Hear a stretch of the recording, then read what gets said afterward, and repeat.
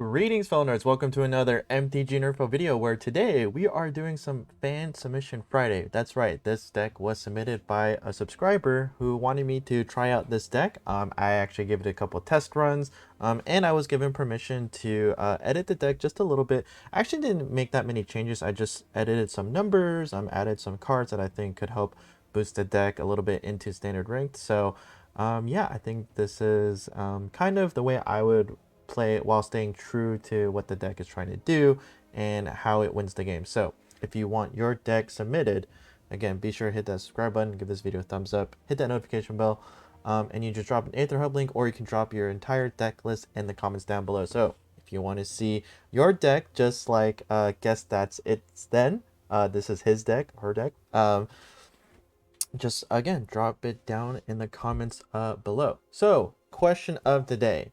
So this is dropping at the time Mr. Beast is doing the FNM, where you could be one of two winners, getting up to $25,000.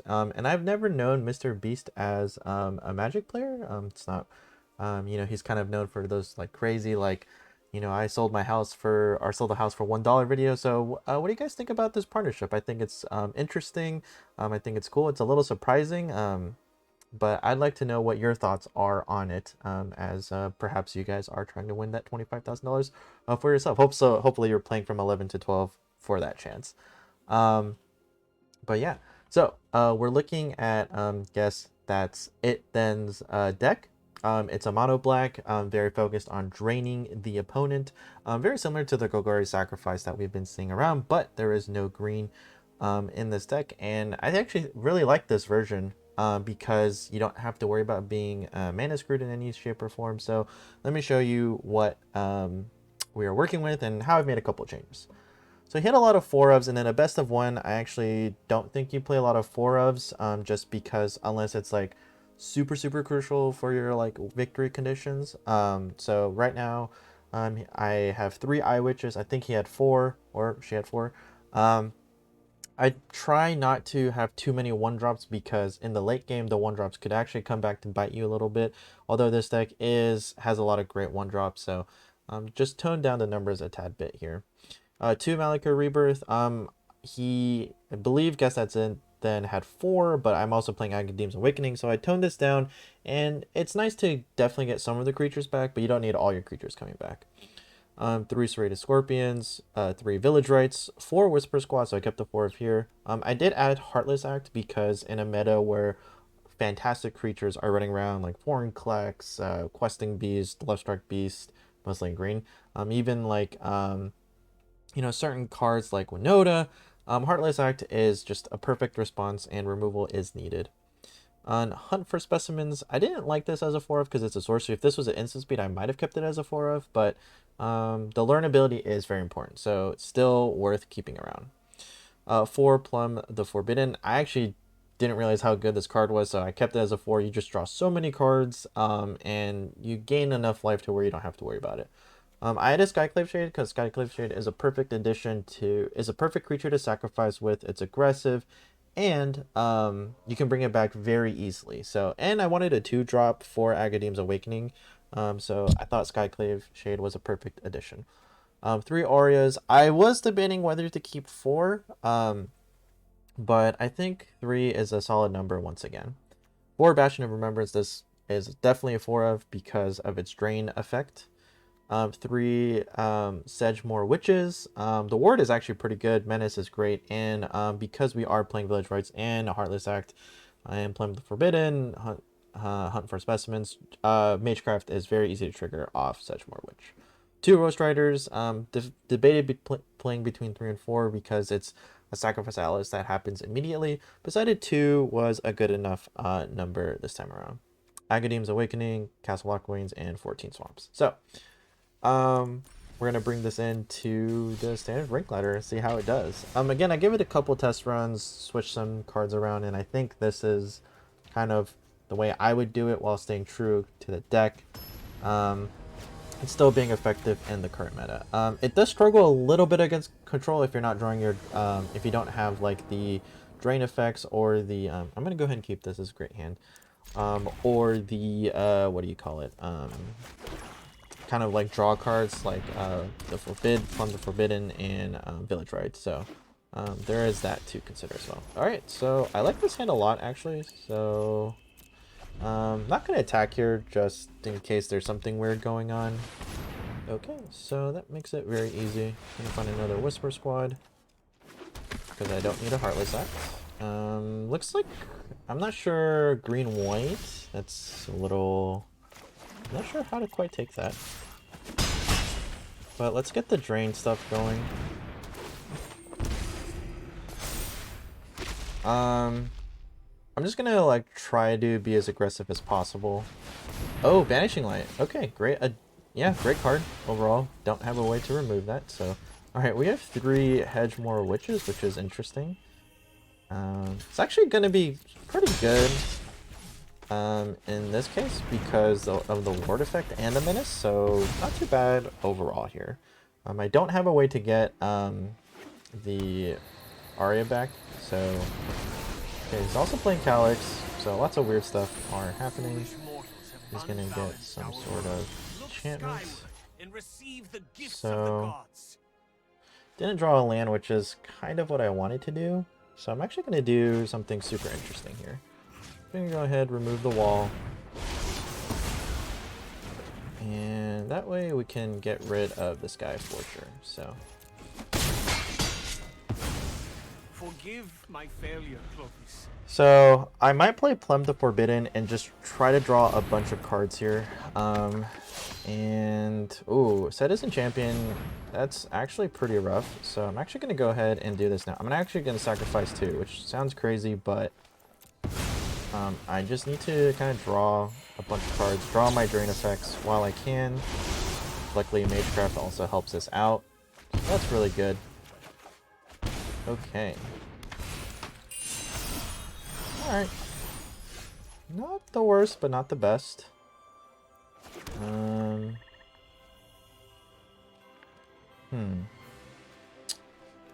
gonna learn here.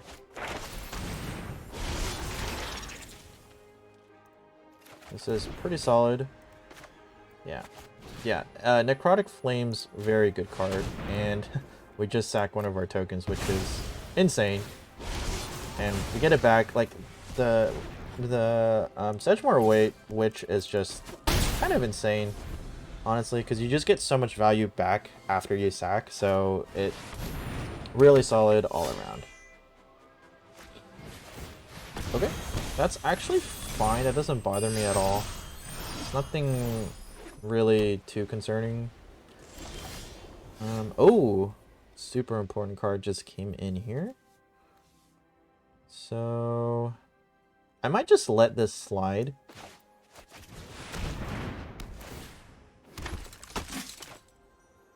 Yeah, I'm gonna let it slide because I'm just gonna get Necrotic Flames once again, and I'm just gonna go full Monty here. So he either takes 5 or he takes 5. He takes 3, and then the 2 triggers off the Bastion is gonna drain him. So, and I'm just gonna activate, try to get rid of that weird enchantment. I'd rather play like Glass Casket or just another copy of Vanishing Light, but maybe he's playing a full set and I'm just not aware of it. Okay, Trample is actually super important here. But luckily we have what is called the ultimate chuck blockers.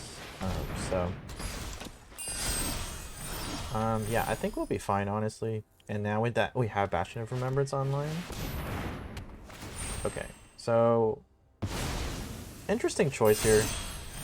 He already had the enchantment on it, so that was super interesting. So, I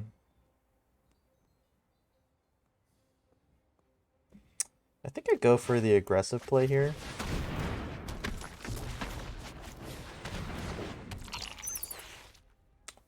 And sure, let's just attack with everybody.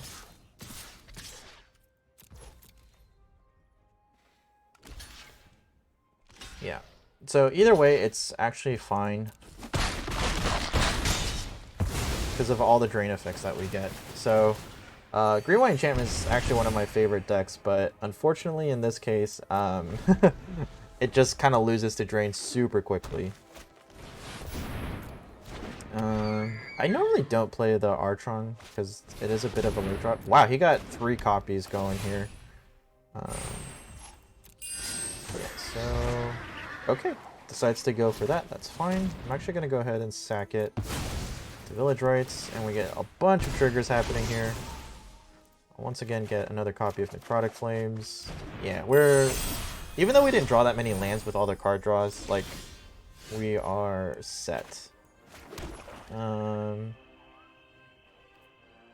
But the lifelink actually does matter here. So actually I have to do this, which is super weird. Oh, actually we just win because we sacrifice and then... Oh, is it exile? Oh, okay. Oh, that's actually a good way of ensuring that, like, you can't abuse the mechanic, but I'm just gonna be a little cheeky. Yep, kill my own dude.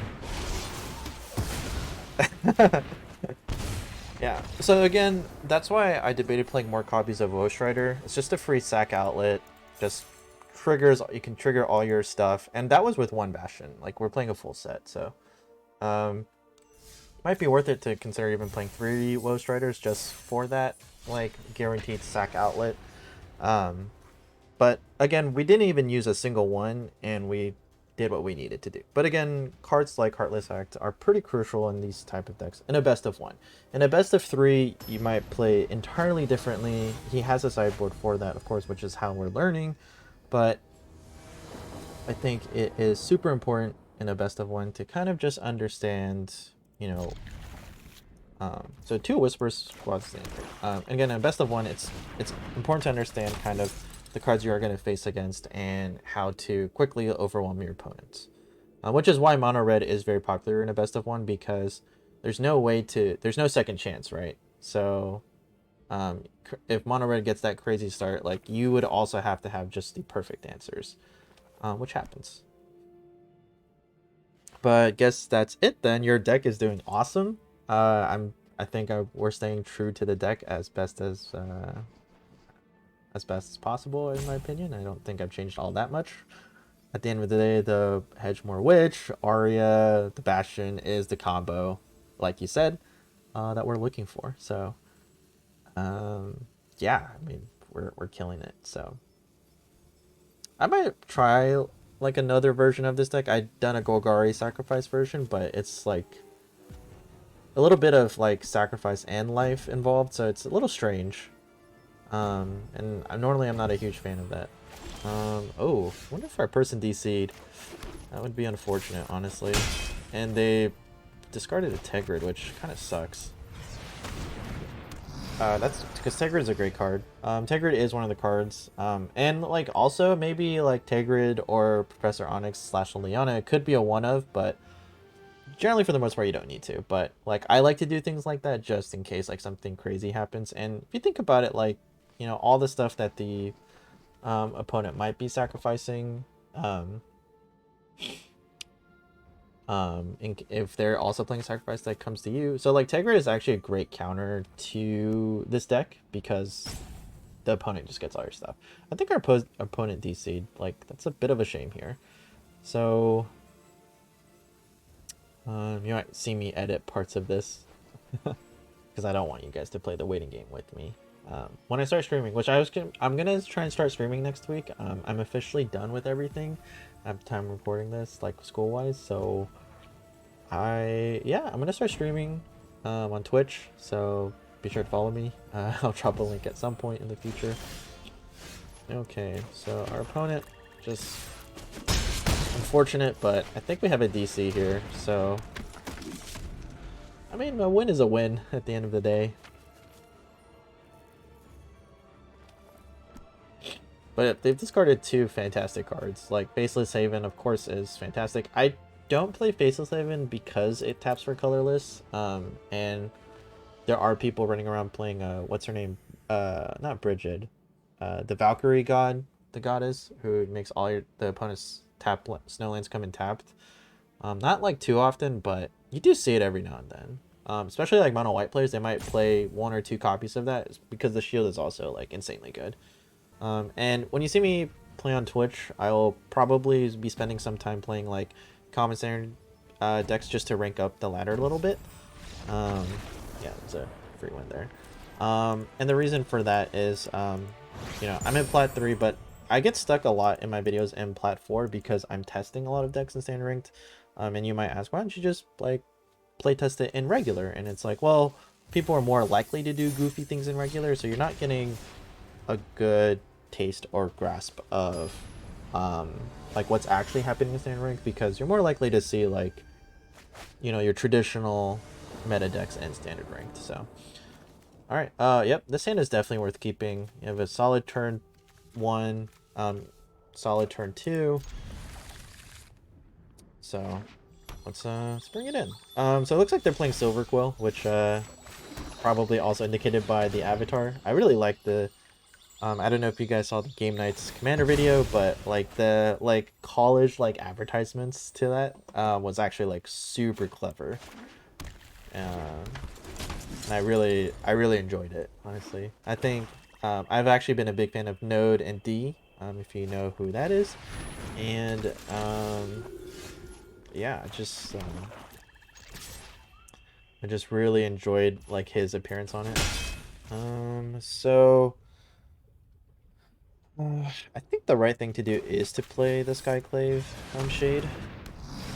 Tempting as it is to play a blocker for the Speaker of the Heaven, should be okay for the most part. Oh, okay, he plays Dire Tactics. Solid choice, actually. I actually really appreciate that on level here. Oh. So that actually kind of worked out, but it's when it dies. That's the important thing. And if he's playing stuff like Dire Tactics, then I'm going to go ahead and play the Sedgemoor Witch. He was mana screwed, so that's super important, which makes me feel a little bit confident trying the Sedgemoor Witch. If he has another Dire Tactics. Okay, Luminar Aspirant. Actually, that's kind of concerning. And he also drew a land, so that's pretty nice. I would actually be willing to... do I make the trade here? I think I do, actually. Sounds bizarre, but... I don't want that staying in the field for too long, honestly. And I can deal with the Luminarch Aspirant pretty readily, so... Oh, and we got an Eye Witch. Also a great card. So I'm going to go ahead and play this guy, Clave Shade. And I'm actually going to go ahead and play the Eye Witch here. And that still leaves me open to play Malika Rebirth. So I do lose a little bit of kind of an engine I would have wanted. So we're playing against Orzhov Clerics, which is actually pretty important here. Which actually stops a lot of what I'm doing. So I'm going to need to learn here, actually. And we're going to get the guy that exiles. And I want to keep the Malika Rebirth, actually. So I'm trying to think here.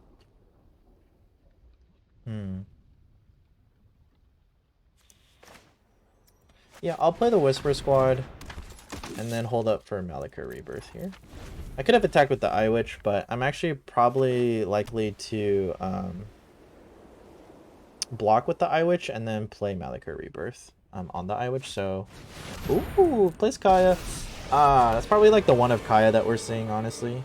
So this is actually kind of brutal here. A lot of things are happening that I'm not a huge fan of. Play Ghost Walk. Ugh.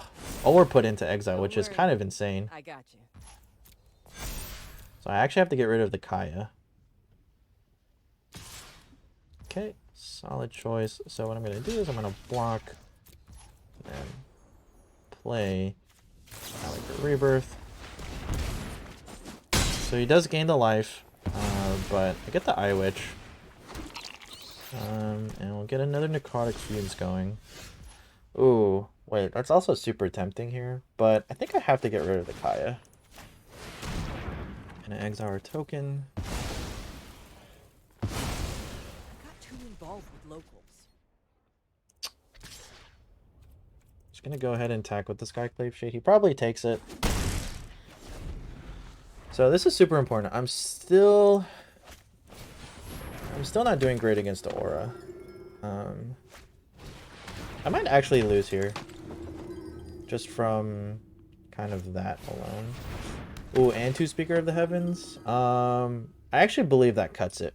So I'm actually gonna go ahead and scoop here. I don't Heartless Act does not help us out, unfortunately. Because of all the counters that aura has. So good example of how this deck could lose if you don't draw your pieces correctly, and maybe blocking with the Hedgemore Witch against the 2/2 Speaker of the Heavens wasn't the right idea, but it's kind of hard to say, honestly, at the end of the day. But again, this deck does need kind of that synergy to kind of put the opponent off bay. This might seem weird, but I'm going to go ahead and keep this because Malika Rebirth comes in as a land tapped. And as much as I would love to play a creature turn 1, I don't think it matters to me too much. So a bit unfortunate, but it's like not the worst by any means because I could play both of these turn 2, which like is fine. Not sure what we're playing against. Probably a Prismari deck from the looks of it. So I'm going to go ahead and play both while I can. Super tempting to just play one and hold Village Rights, but I think in this case it's okay because both creatures will do something when they both die. So it's not the worst, it's not the best. Didn't draw a land, which kind of sucks here, but it's not the worst either. I'm actually going to go ahead and play one Whisper Squad. And then hold up for Village Rights, and I will activate Village Rights on my next turn before I draw. Frantic Inventory. Okay, so we're playing against Prismari here. So we lost to Silver Quill. Hopefully we have a chance here. We'll see. I think we have a good shot. Okay, another Foretell here. Okay, I'm gonna go ahead and actually... I don't think I need this Raided Scorpion right now.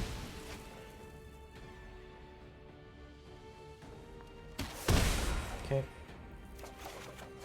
And we didn't draw a land, so that's actually... Whew. Oh wow, that would have been really bad. Let me go ahead and get in some attacks here. Okay, I will play the Bastion. Might get countered here, and it's a crucial piece, but I do need to land it. Saw it coming. Okay, so that second one is probably also saw it coming, so that's important to note. So I might try to be a little sneaky with our opponent here. Ooh, okay. So our opponent's tapped out. We have Heartless Act. Hopefully we draw another land here just so we can do something else. Which we don't. Again, pretty typical on this channel. So it's fine. You can go ahead and opt. Oh, Treasure's tapped for straight up mana with this guy. Oh, that's actually pretty busted. I'm actually gonna make Prismari like a Is It deck, so keep on the lookout for that. I'm gonna go ahead and attack here. Okay, I'm actually gonna play the Skyclave Shade, and if he counters this, it's actually not a big deal because hopefully we'll draw the lands that we're looking for. Okay, that is fine. Again, that's fine because he goes into the graveyard and he becomes like a free resource at that point. Playing Rewind is very interesting. I don't see that card too often because it's very expensive. So, and I'm gonna try and bait out another counter spell for. And if he counters this, then like it's kind of screwed, honestly, because there's way worse stuff in our deck. Which I know he has one because he's thinking about it and because he played the Rewind. Now, I could have, of course, just played the Whisper Squad, but my goal is to just get rid of his counterspells as quickly as possible.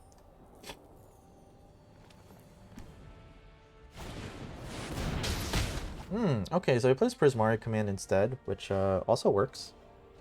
I think that's probably one of the better commands because it's just on the cheaper side with pretty solid modes all around. I think I might have to get Necrotic Fumes here for just another removal spell. Looks like he has a Bone Crusher. Oh, Fire Prophecy. Okay.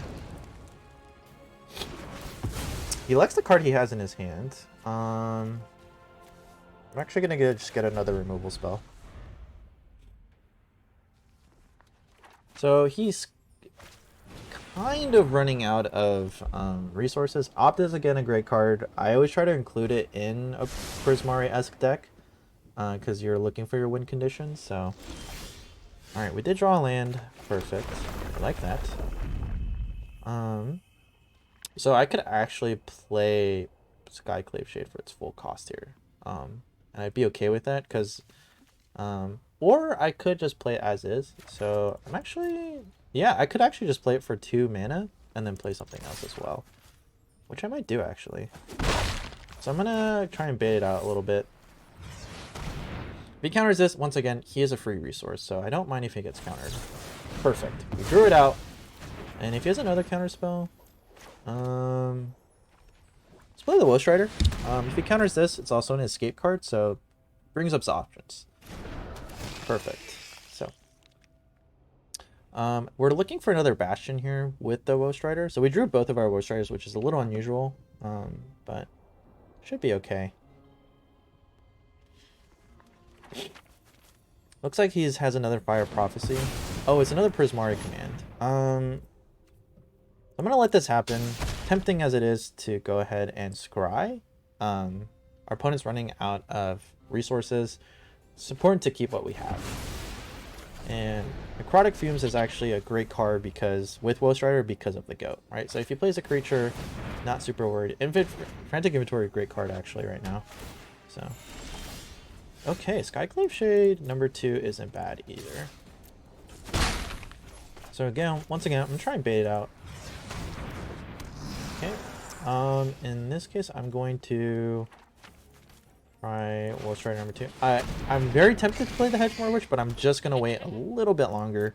Hedgemoor Witch, Sedgemoor Witch. I've been calling it Hedgemoor Witch the entire time. Awesome. We beat Prismari.